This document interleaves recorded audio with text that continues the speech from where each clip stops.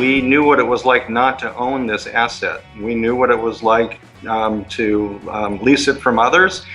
And it became clear to us that this was something that we weren't going to bleed through the nose on. We were actually going to own it. Hello there, you are listening to the Community Broadband Bits podcast from the Institute for Local Self-Reliance, and this is Lisa Gonzalez. Today, Chris visits with Jory Wolf, Chief Information Officer for the City of Santa Monica. We just released a report on CityNet, Santa Monica's awesome fiber network. The network now serves businesses of all sizes with dark and lit fiber, as well as government facilities, schools and libraries, and it even facilitates a free Wi-Fi network for the public. Many communities that deploy their own fiber networks own municipal electric utilities. This is a distinct advantage.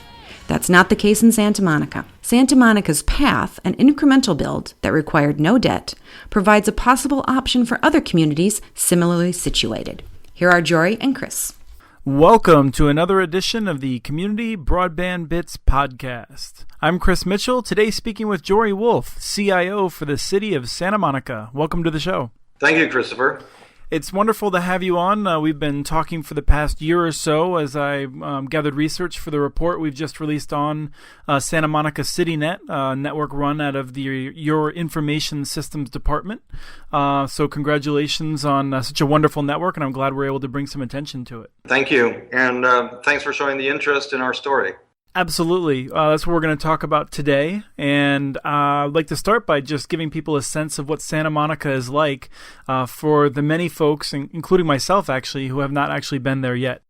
Santa Monica is a beachside town. We are here on the edge of the Pacific Ocean, surrounded by the city of Los Angeles.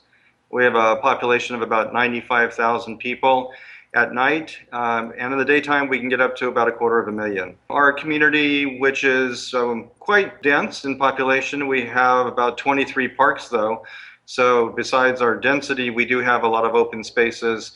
We also have a number of business improvement districts, and the city is really in the process of redesigning itself through a new land use and circulation element. And one of the things that's really interesting for a city that has an impressive city-owned network is that you do not have a municipal electric department. Why don't you tell us where your network started? Interestingly, it started on the cable side. The city had been an Adelphia cable customer for about 10 years, and we were without a franchise. We had danced around the table with Adelphia for a number of years about putting a franchise agreement together, and really couldn't come to terms until the 1996 Telecommunications Act kind of came and, well, kind of bit us in the back, should I say, in the more of the rear. Right, where one tends to get bitten. Yes, and reminded us that there was an opportunity here not only to negotiate a cable franchise, but to look out for the city's best interest and develop a broadband communication system through the beginning of negotiations with Adelphia through an INET. We thought that it would be good to be able to link the school district, the college, and the city facilities, a total of about 46 at the time, to a common network where we could all share on internet bandwidth and also share some communications platforms for reducing the cost of overall broadband. So rather than just having them provide this service for free, and many cities have found it sort of at whatever level the cable company decides to provide it, you decided to take it into your own hands and to have them put the fiber in the ground, and you'd be in charge of making sure that you had the right capacity and reliability and all that sort of thing. You bet. We had been relying on our Verizon shoestring network of frame relay circuits at the time, and we knew what it was like not to own this asset. We knew what it was like to lease it from others and to pay through the other end of your body up here in your head. And it became clear to us that this was something that we weren't going to bleed through the nose on. We were actually going to own it. And we negotiated an agreement with Adelphia that said they'd build it for us for $530,000 out of capital improvement money in the general fund. At the day we would own and operate it, and should they stop doing business in Santa Monica, we could buy it back from them for $1. Adelphia ended up declaring bankruptcy, and it's turned into Time Warner Cable. So the network is still there, and that part of the network you still use. That's correct. We still link the city school district and the college. The college and school district depend on it heavily. although now the college is moving off of it and it's moving on to CityNet, which is the city's equivalent of the broadband service network from Time Warner. There was a big sort of grassroots interesting story in 1998 that led to a plan and a widespread public agreement in terms of the value of having this kind of network. And that story is told entirely in the case study that we did.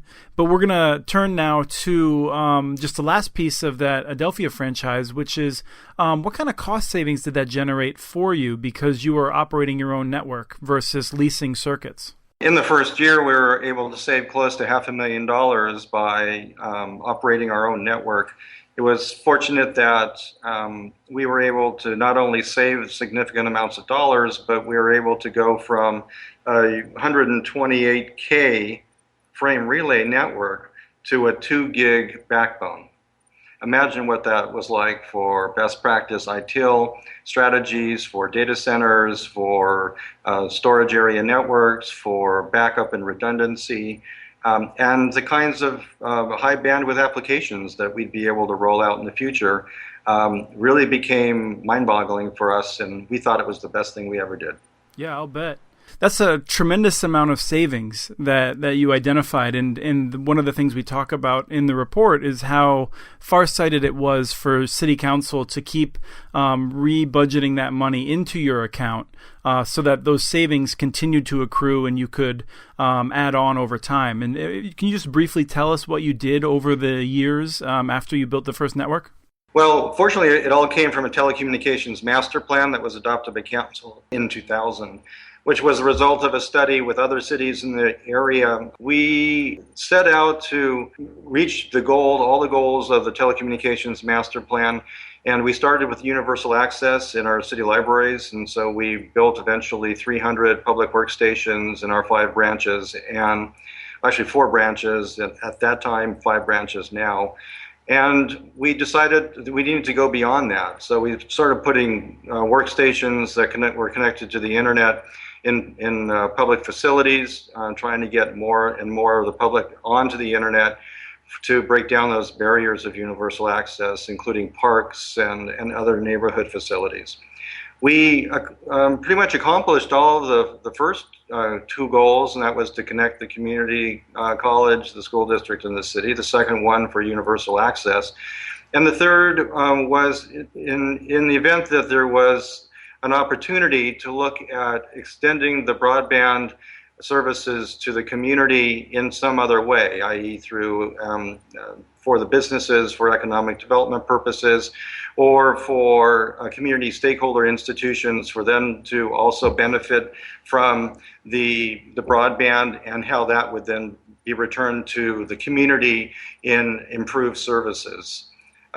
We then looked at it, and it was in 2005 that we were approached by a very large internet search company. They had just come to town and they were interested in working with cities that had assets. They had already had experience with that in Palo Alto.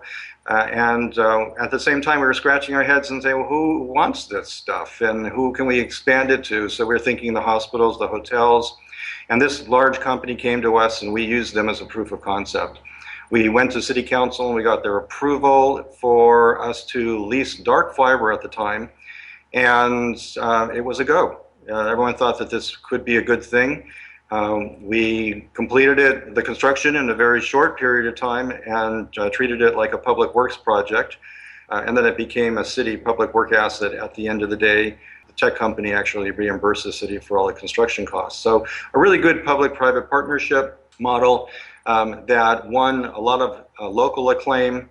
And we decided to start marketing our wares, and that's where CityNet came in. We then got it branded, and we through the SM CityNet brand, and actually branded our city Wi-Fi at the same time. And we said, okay, the door is open, and we're looking for companies and other stakeholder institutions to join. I think it's worth emphasizing that they came to you. This is something that we often see. You had the farsightedness to put extra fiber in the ground, knowing that it would be useful in the future and that it would be incredibly costly to have to add new conduit and fiber if you ever needed it. So you had extra fiber available, but we need to emphasize that that was not a part of the franchise fiber. All the franchise fiber was dedicated only for public use. And so that's one of those situations where you get a better deal on the iNet, but you can only use that for public traffic. So this was the fiber that you had put in yourself. It was, and interestingly, it just so happened they were about one block off of our loop, our main loop that we had started building ourselves. Through some transit grant funds, we had built one side of the loop in our main commercial corridor within the city, pretty much central to Santa Monica. And through a joint trench agreement with Pac Bell in the day, we were looking for a way to continue to expand the loop and complete it entirely. And through that joint trench agreement, we were able to do that. So on top of the $530,000 that we spent for the iNet, we continued to invest through with matching funds for the transportation grant money and through the joint trench agreement with Pac Bell to build a second loop entirely independent of what became the Time Warner network, iNet, and that was built by Adelphia, and then continued to build it as more grant funds were available and more general fund savings became available by letting go of our lease circuits from Verizon. Over time, you found some more businesses were interested in the dark fiber, but ultimately, a few years later, you came to the conclusion after talking with small businesses that there's a number of businesses for whom dark fiber wasn't appropriate. What did you do at that point? It became clear to us that a business would have to be pretty tech savvy already. They'd have to have staff here locally in which to use dark fiber. They'd have to, of course, put their own electronics on either end, and they'd have to configure it, and that was something that they would end up having to maintain. We realized that there are lots of companies in Santa Monica, as there are in every city, that really don't have that workforce, that tech workforce here locally. They do in their corporate headquarters, or they may have it on a regional level. But if cities really want to expand broadband services to their community at large and to every sector, not just the high-tech tech, they need to go to lit services. That's been extremely valuable because businesses now can acquire our services, the broadband services, but they don't have to worry about configuring their networks and about the optical gear and about managing all of the technology, the switch technology to make it all work. We now provide 24/7 network operating services that monitors the network and manages the equipment. We also have a customer portal so they can see packet losses, any ping losses. They can also detect how long their uptime has been and submit any trouble tickets or learn of any warnings or any outages. And then we also have remote hand services available for them. So in the event that they don't even have people in their office, we can gain access through the property management company or the property owner, and we will reboot their equipment for them. So basically, you have a variety of ways that you're reaching out to make sure local businesses are connected. You do dark fiber. You work with an ISP to use these lit services by bundling small companies together. And then yet another way is that you make dark fiber available to existing competitors. Other companies that might even be seeking the business of some of the businesses you'd like to have. And so it's a demonstration, I think, of there's never any one solution to a lot of these problems. We are agnostic.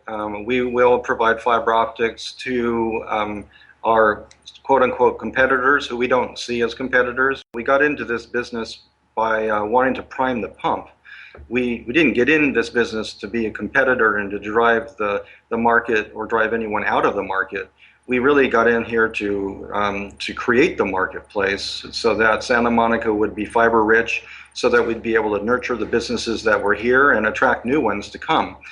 We will lease our fiber and create master agreements with third-party providers and people who resell our fiber optics and services.